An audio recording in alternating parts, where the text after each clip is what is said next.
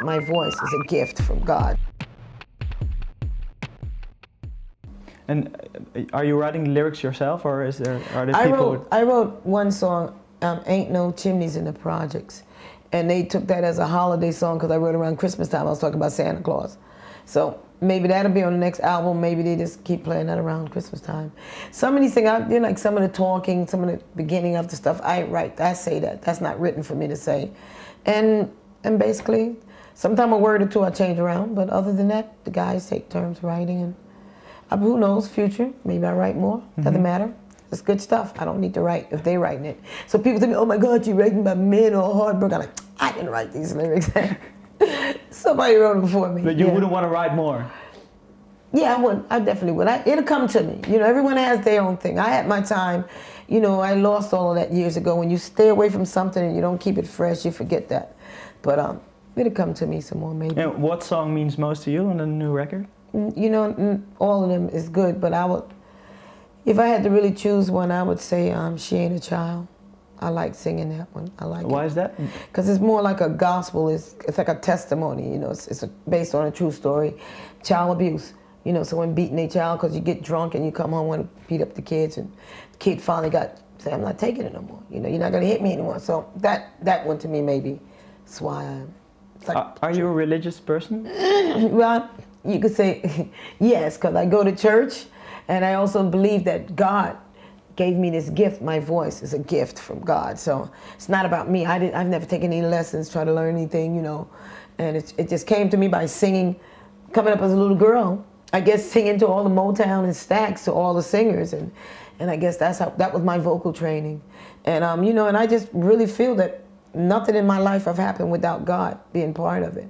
You know, it may have taken me a long time to get where I'm at, but He's just blessed me, and He's part of my life, and I don't think I could do anything without God.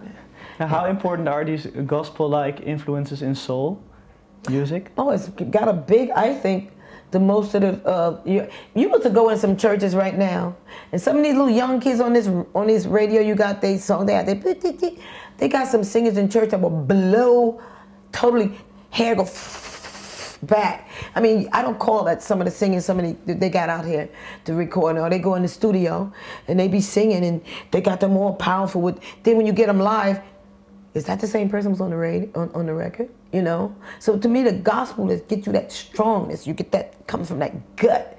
And then when you take that and put it into your singing and your soul music and R&B, even the little pop singers, then you'll see a difference, you know? I don't think there's been a good, strong pop singer around since Michael Jackson.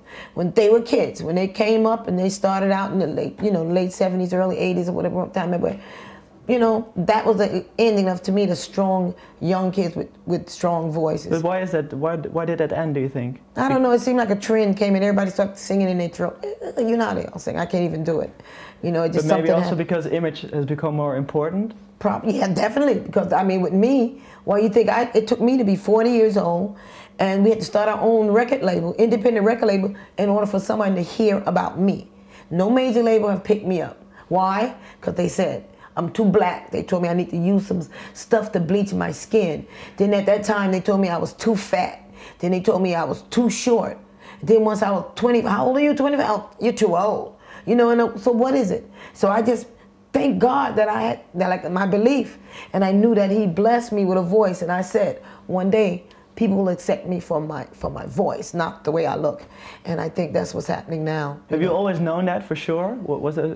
Were you certain that one day it would become? Yes, yeah. I really did. I always believed in my heart that it was going to happen.